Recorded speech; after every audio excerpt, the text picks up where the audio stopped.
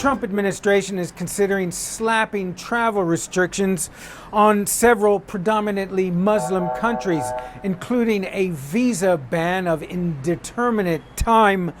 It's not at all clear what is going to be achieved by these travel restrictions, keeping in mind, for instance, that the attackers in the San Bernardino attack, one of them was a U.S.-born American citizen, and the other was his Pakistani-born wife who had legal residence in the United States.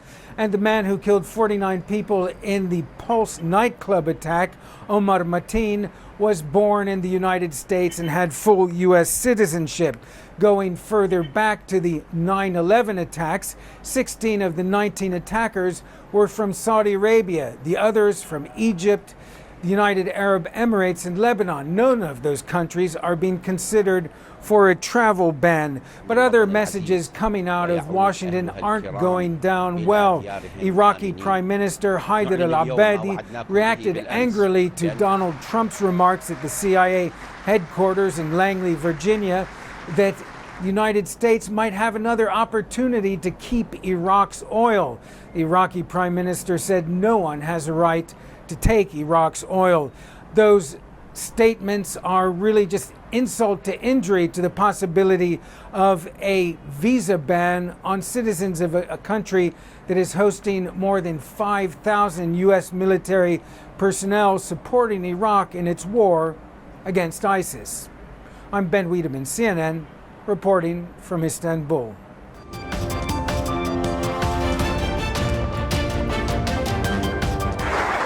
It's a campaign promise, no more. Now it's reality, as President Trump signed an executive order instructing the federal government to start construction of a wall on the U.S.-Mexico border. The Secretary of Homeland Security, working with myself and my staff, will begin immediate construction of a border wall. The president unveiled the executive actions during a visit to the Department of Homeland Security. In addition to the wall, the orders direct DHS to step up the identification and deportation of undocumented criminals, as well as strip away federal funding from so-called sanctuary cities that harbor undocumented immigrants. But the moves are seen as an insult in Mexico, where former President Vicente Fox has adamantly said his country will not, as President Trump puts it, pay for the wall. I'm not going to pay for that wall. Yes, they will, the president told ABC News, but only as a reimbursement after U.S. taxpayers initially foot the bill. I'm just telling you there will be a payment. It will be in a form, perhaps a complicated form.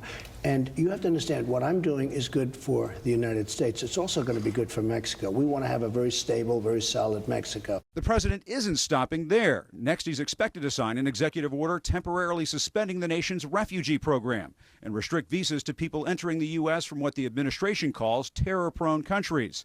But the White House is pushing back on reports of another executive order that would preserve the terror detention facility at Guantanamo, reconsider harsh interrogation techniques, and secret CIA interrogation sites used during the Bush administration.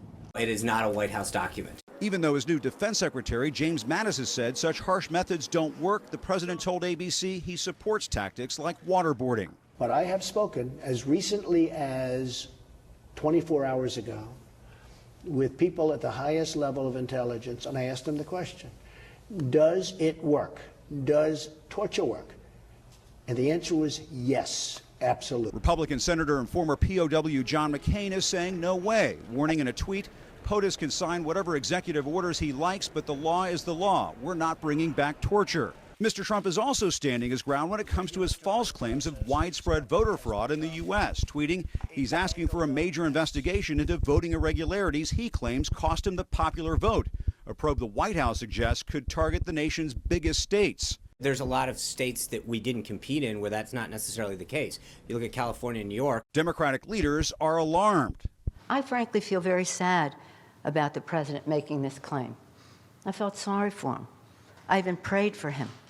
But then I prayed for the United States of America. And the White House insists the president is determined to intervene in high-crime cities like Chicago, where he tweeted he will send in the feds if street violence there continues. Well, I think what the president is upset about is turning on the television and seeing Americans get killed by shootings, seeing people walking down the street and getting shot down. In a nearly 3-minute video posting on Twitter, Mexican President Enrique Peña Nieto basically said he does not believe in walls, he will never pay for a wall, and he will always protect the interests of Mexico. What he did not mention was his upcoming visit to the United States to meet with President Donald Trump. And this comes on the same day that Mexican senators asked him to cancel that trip in order to demand respect, to demand dignity in this new relationship between the two administrations.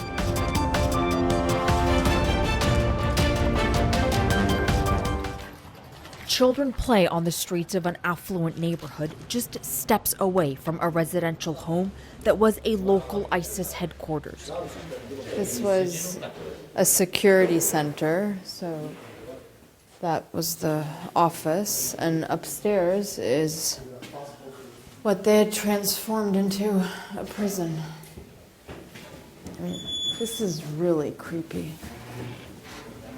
The screams of those who were imprisoned here still haunt the neighbors, too afraid to go on camera.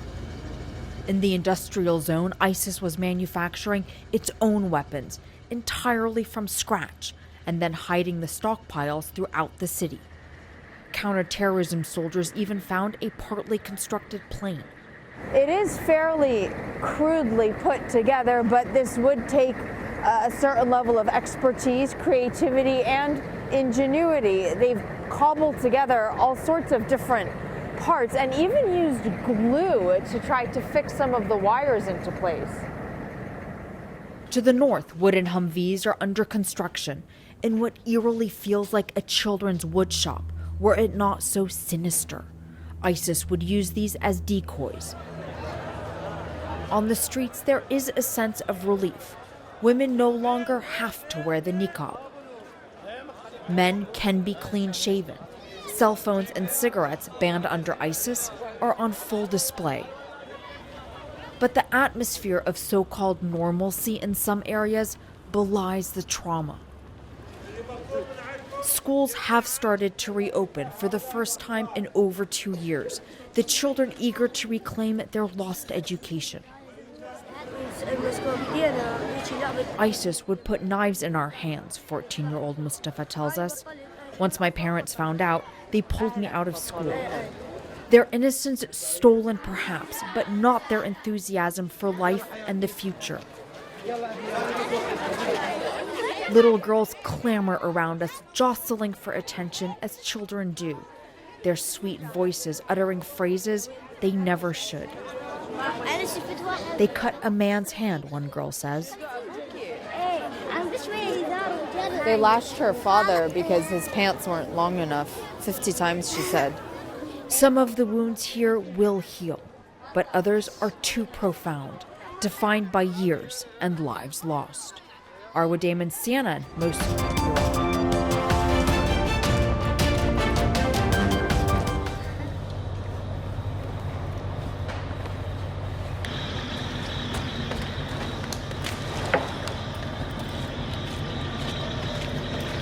يعني قضيناها خوف وتعب بتعب عن جد وملينا كتير.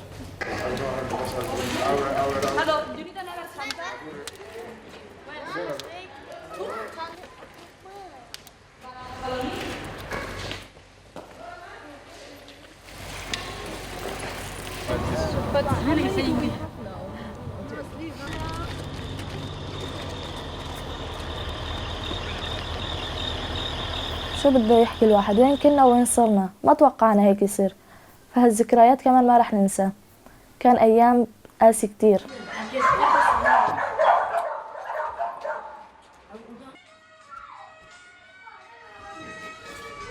ومنأسس حالنا هناك ومنستقر بشي بيت أو بشي حوش منيح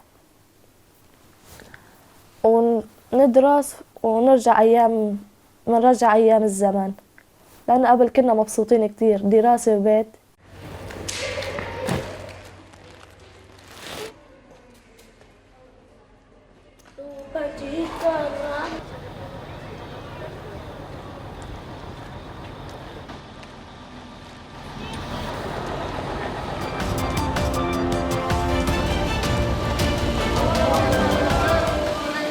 worried about defeat, Prime Minister?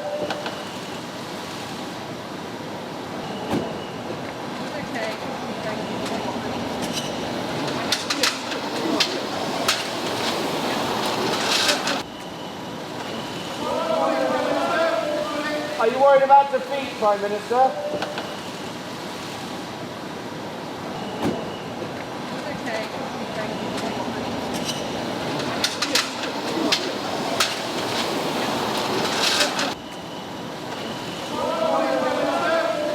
Are you worried about defeat, Prime Minister?